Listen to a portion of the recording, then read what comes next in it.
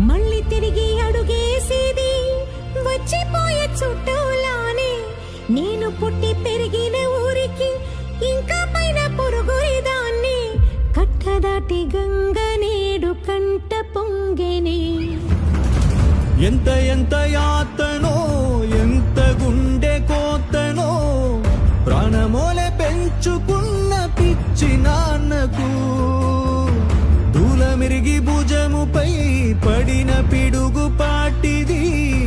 ఇంతకన్న నరకమే లేదు జన్మకు. ఇంతేనేమో ఇంతేనేమో ఇంతవరకేనేమో ఇంట్లో నా కథ.